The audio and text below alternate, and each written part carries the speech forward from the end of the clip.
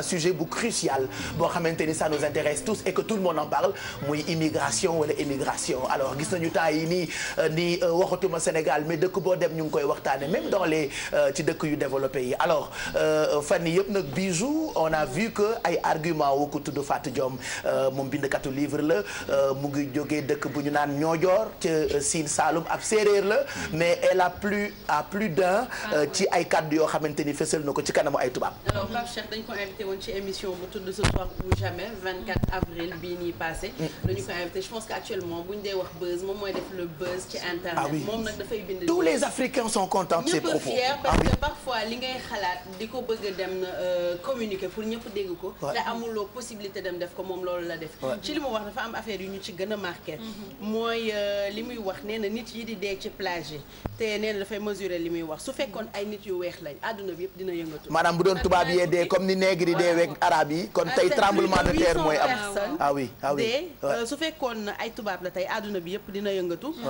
mais nee na fi mu toll nii ay noir ak ay arabe ñoo dee donc yoonu kenn nekku ci. su fekkoon bëggoon nañ leen sauver. dinañ leen sauver ndax tamit alerte bi teel nañu ko joxe mais bateau portugais bi fa demoon daf ne bi ñu egsee ñëpp dañ daw benn côté loolu tax bateau bi suru. donc finalement xale yi dee est-ce que du pour jéem ñoo dissuader pour ñu bañ a dem Modou ji xaw ma. dañuy wax que dañu bàyyi loolu pour nit yi bu ñu gisee que 700 personnes dee nañ.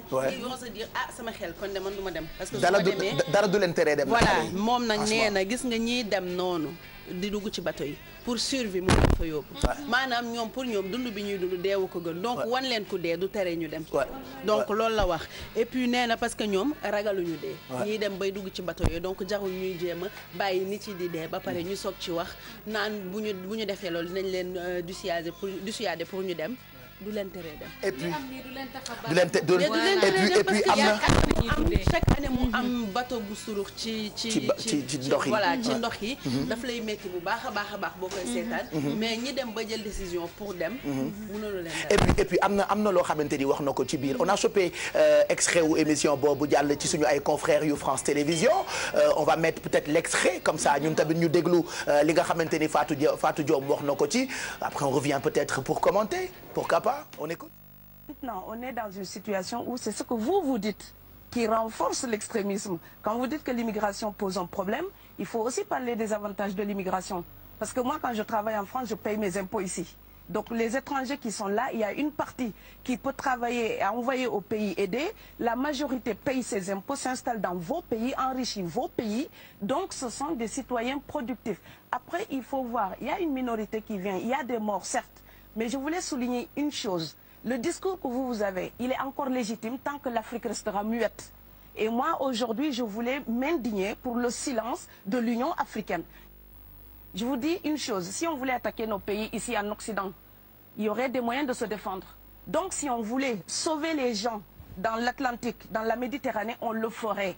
Parce que les moyens qu'on a mis pour Frontex, on aurait pu les utiliser pour sauver les gens. Mais on attend qu'ils meurent d'abord. C'est à croire que le laisser mourir est même un outil dissuasif. Et je vais vous dire une chose, ça ne dissuade personne. Parce que quelqu'un qui part et qui envisage l'éventualité d'un échec, celui-là peut trouver le péril absurde et donc l'éviter. Mais celui qui part pour la survie, qui considère que la vie qu'il a à perdre ne vaut rien, eh bien celui-là, sa force est inouïe. Parce qu'il n'a pas peur de la mort.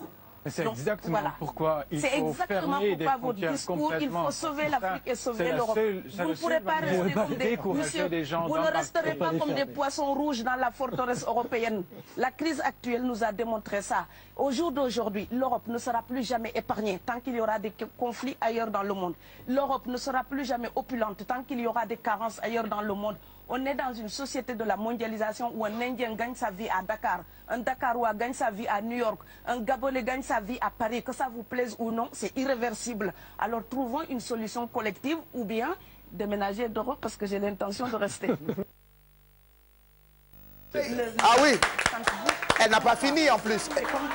Elle n'a pas fini. Hein. Elle n'a pas fini. Et il y a tout un voilà, on écouterait s'il te plaît. Sur cette personne-là.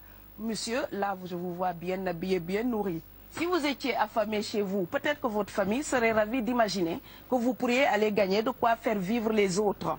Donc c'est aussi une solidarité qui est en œuvre. On laisse partir quelqu'un, on compte sur lui. Vous allez me laisser terminer.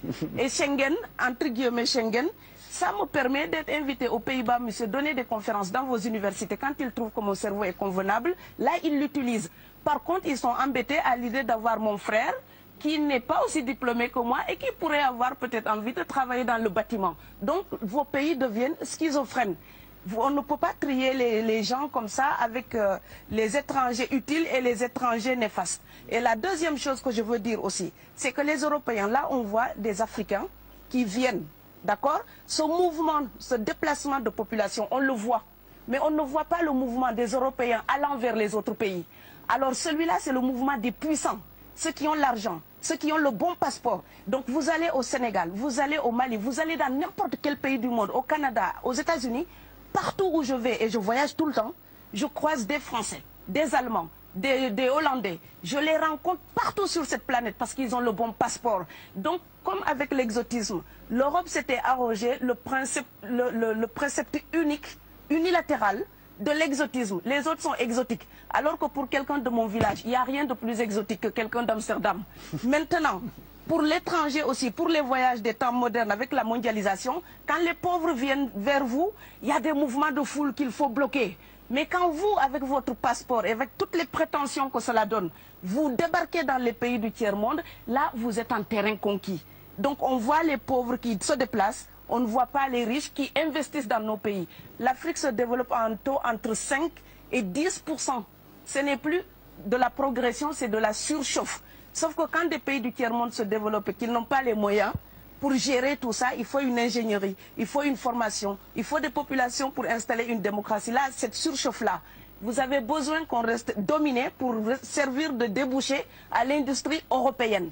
Alors il faut arrêter l'hypocrisie. On sera riches ensemble ou on va se noyer tous ensemble. L'Afrique et l'Europe.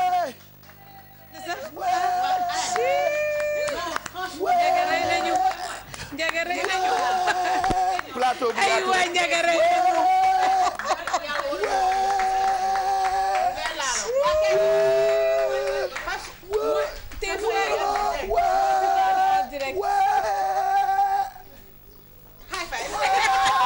non mais en plus elle a parfaitement raison, c'est la première fois ñu dégg propos yu mel ni jëm ci émigration et puis suñu ay dirigeants ne muut ñoom ñuy wut solution ba mu jaral leen ay daje yu mag pour jéem a wut solution, c'est-à-dire nekkuñu woon ci bateau yi mais des fois tu as l'impression qu'ils le font exprès ba xale yi dee pour ñu jéem a dissuader nit ñi.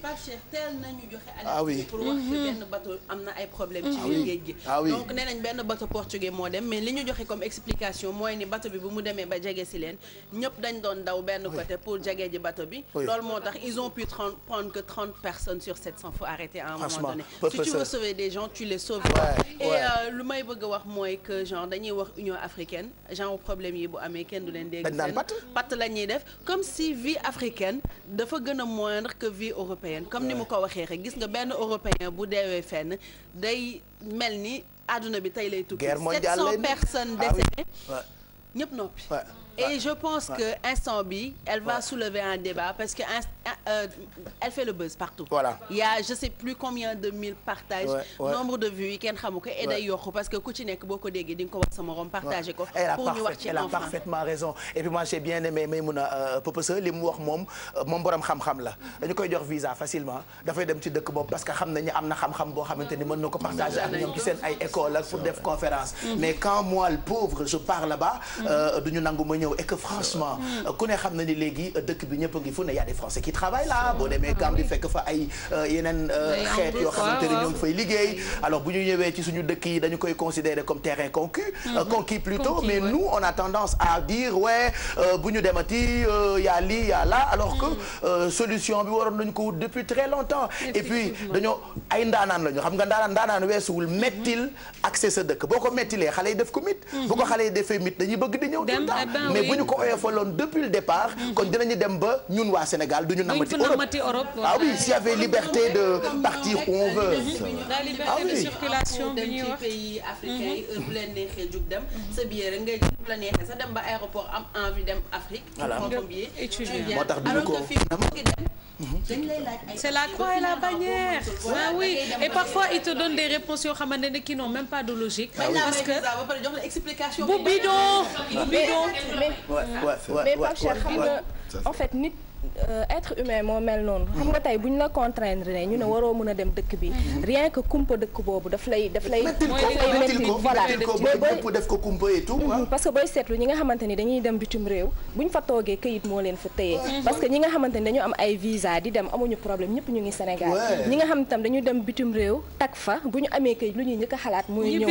donc ñoom bu fekkoon ni que ñun amoon nañ les mêmes libertés que dañuy dem nit yi liggéey bu ñu ñëwee parce que Sénégal wala dëkk africain yi moo dàq fuuf Europe te nit ku nekk nga nekk en famille je pense que amul leneen lu ko gën. actuellement dañ commencé def benn politique européenne comme en Italie par exemple suñu waree jox benn noir liggéey dañ koy jox ko européen parce que nee nañu yaay ñun ñooy jël seen liggéey yi di ko liggéey. te bañ ñuy soxla écoute ba ñuy defar seen dëkk yooyu mooy loolu. mais ñoom duñ ci mujj parce que tamit boo jëlee liggéey jox ko koo xamante ne tëniiru ci ndax africain yi d'habitude soo leen joxee liggéey ñoom famille bi ci ginnaaw mooy tax. dañuy yokk seen heure de travail yi sax. def ci jom yokk seen heure de travail. et puis dañu dem sax ba yàq yenn ay nit yoo xamante ni Sénégal la ñu originé woo. ma il m'arrive de voir des nègres yu juddoo ñoojoor kii juddoo wala Pire yàgg bitim réew ñoom ñooy ndëkk ne waaye suñu boy yi nañu bàyyi dugg ci bateau yi pourquoi ñu bëgg fee ñëw fii amatul dara.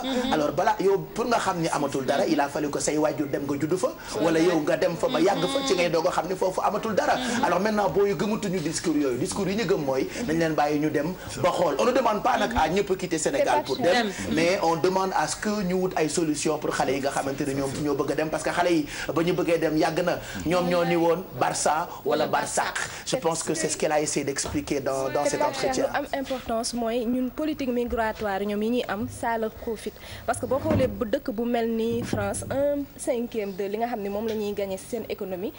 émigré yi ñoo ko fay indi. donc loolu moo tax dañuy xool ñoom ay politique di xool nombre de nit yu ñuy indi mais ça leur profite plus que ça leur crée des problèmes.